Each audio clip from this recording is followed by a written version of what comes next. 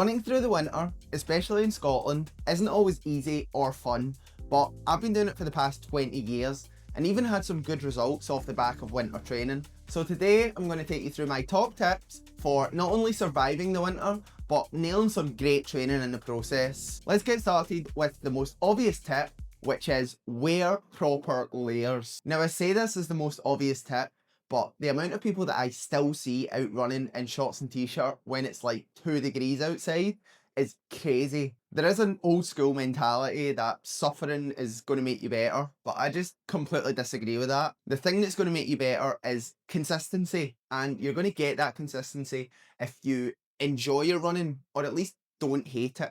So make sure you wrap up, wear all the right layers, hat, gloves, jacket, and if it's a little bit too warm after a few miles, you can just take them off. And wearing these extra layers is going to be so much better for you than going out your run in shorts and t-shirt and absolutely hating it, cutting it short in fears you're going to get hypothermia, or getting ill a few days later. So just wrap up, and if you watch this video, you'll know that wearing some extra layers might actually help you get better at running. Next up is a multi-part tip. Part one of this tip is have a weekly mileage target instead of a daily mileage target, and this will allow you to execute part two of the tip, which is trick your mind into thinking that you're only going out for a couple of miles. And the reason this works is because if you've got a weekly mileage target, you can just go out for a couple of miles. My coach has recently set me a weekly mileage target of 85 miles, and it doesn't matter how this gets split up.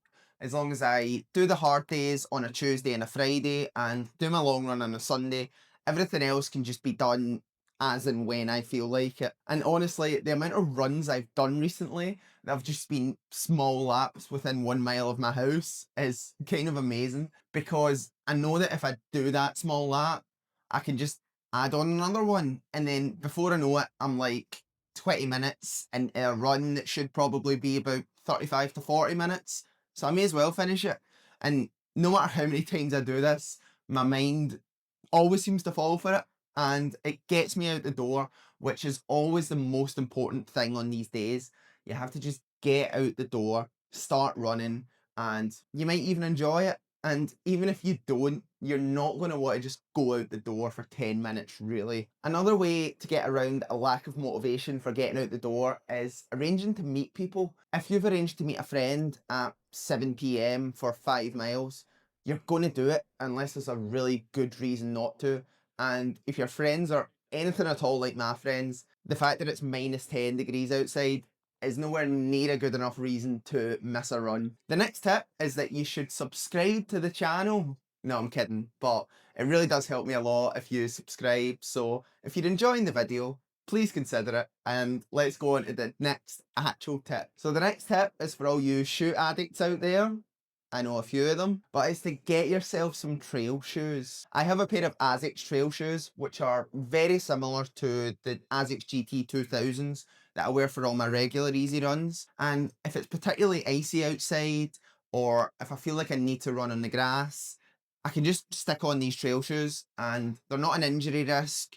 They actually help because you're a lot less likely to slip and fall just because of the extra traction that they've got. A few years ago, I went to watch a very icy 10k race, and the one person who I seen who swapped out their race shoes for a pair of trail shoes ended up winning the race by a minute and a half. So there's a top tip for you if you're doing a really icy race that hasn't been cancelled. But yeah, if you are as accident prone as I am, getting a pair of trail shoes will get you well on your way to staying on 2 feet. But this isn't always a foolproof solution, which leads us on to tip number 4, which is if the weather is really miserable to the point where it's unsafe, or you don't feel that you're going to get a lot out of running outside, just go on the treadmill. Over the past few years, I have removed the treadmill as a staple in my regular training, and that's just because I'm really trying to maximize race specificity, and I think that can only be done by getting outside. However, there are times where going outside just isn't worth the risk, and the treadmill has to be a valid option in these cases. If it's a hard session day, I likely will just switch to the minute equivalent. So 1Ks will become 3 minutes, 1 miles will become 5 minutes, and just do the session like that. And if it's an easy day, I'll just do as much as my mind can handle. Again, weekly mileage target. So as long as I can get on there and get something reasonable done, I'm quite happy. However, because I don't use the treadmill that much, I really don't mind just getting on there and doing a regular 8 to 10 mile run, because at least I get to watch my favourite YouTubers, which I can't do outside. The treadmill isn't the only place that you can run if the weather's against you, and running on the grass is a great option if it's icy or snowy, because there's a much lower chance of you falling. And even if you do fall, you'll probably be fine because grass is soft. And if you're training for cross country through the winter, running on the grass is going to be beneficial even if the weather's perfect. Recently, I've trained on a treadmill, on a golf course, and even at the indoor track here in Glasgow. And I only did this honestly because I felt like it, because the weather here hasn't been that bad yet this winter. So a change of location was just a great way to keep things fresh. And this leads us on very nicely to tip number 5. This is a tip that I think is the most important for keeping motivation and consistency through the winter, and it's don't be scared to mix things up in your training. If you find that getting out the door is becoming a bit of a chore, just change what you're doing a little bit. If you're always doing threshold reps that are of the same length at the same sort of speed, like 5 by 6 minutes or 6 by 5 minutes, try and do a session that you've never done before, like a mixed pace fartlek, like 7, 6, 5, 4, 3, 2, 1, or 8 by 2 minutes and then 8 by 1 minute. Just don't think that the only way to train is the way that you've been training recently, because getting out and doing something and working hard is going to be infinitely better than not getting out the door at all, because you really just can't get your head around another threshold session. Another benefit to mixing up these sessions is that it really takes the pressure off. When it's dark and cold outside, your paces are going to be slower.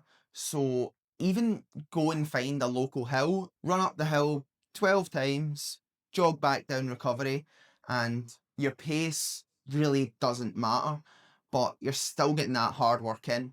And that's the goal here, is really to keep working hard until January, when the nights start to get lighter and you can really build that fitness towards whatever your goals are, whether that be a spring marathon or a fast 5k or even a track season if you're that way inclined. When it comes to running in the dark, I think the worst thing about it is the run routes. So tip number 6 is get yourself a fancy head torch and run the routes that you would run in the daylight. This isn't something I've personally done a lot of, but I definitely would if I wasn't getting my canal fix from my morning run. And if you are going to do this, just make sure you're either telling someone exactly where you're running and when you expect to be back, or even better, set up your location so that they can see where you are. Safety is generally a little more important than running performance, so I've been told. Another thing that personally has helped me a lot through the winter, and let me preface this by saying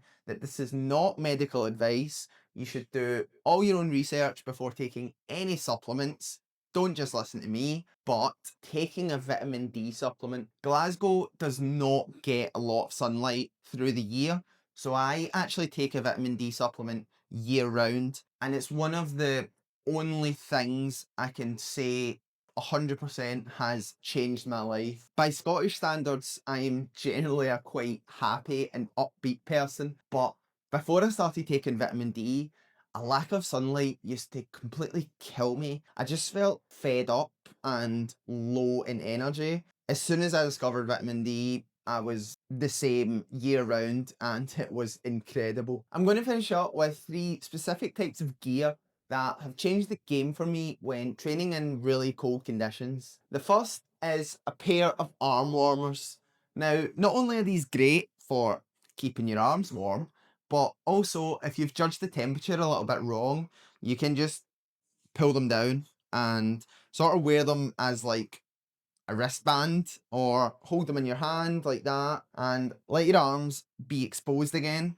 Now, you can just push up the sleeves on a long sleeve, but I find that because it's an extra layer and because you're still sort of trapping the heat up here, it's not the same. You can still overheat when you push up the sleeves in a long sleeve. So if I'm doing a hard training day, I'll prefer to go for the arm warmers because I do tend to overheat a little bit, and I do have that option of just kind of taking them off, and they really don't annoy me when I do that. Another item that's great if you've got your layers a bit wrong is a snood.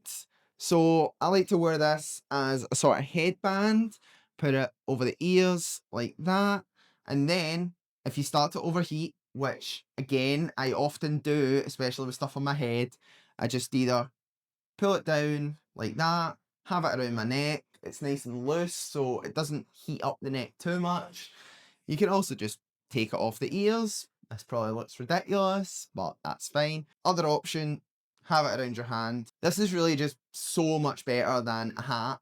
Obviously, if it is really, really cold outside, or if I'm just going for a jog, I will just wear a hat. But I don't think there's ever been a case where it's been so cold that I've wanted to do a whole hard session in a hat.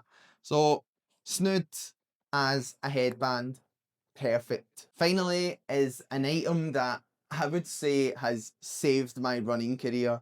I genuinely don't think that I would still be a runner to this day if it wasn't for thick waterproof gloves. And I really don't know what else to say on these. If, like me, you get cold hands, you will understand. If you don't, maybe you won't understand, but genuinely wear these out running almost every day. They probably stink, but that's fine because nobody has to smell them. And can't recommend getting really good gloves enough. So I will try my best to link these pieces of kit in the description. However, they are all quite old, so I'm struggling to find links, but I'll leave a link to the most similar things that I can find, and I know that my dad uses different arm warmers, so I might be able to link them. Check them out if you want your winter training to be a bit more pleasant, and I think that's it for tips. I'm sure there definitely are a lot more that I've missed, so if you have any that you think might help some people out, leave them in the comments, and if you enjoyed the video, subscribe, and I'll see you next time. Cheers!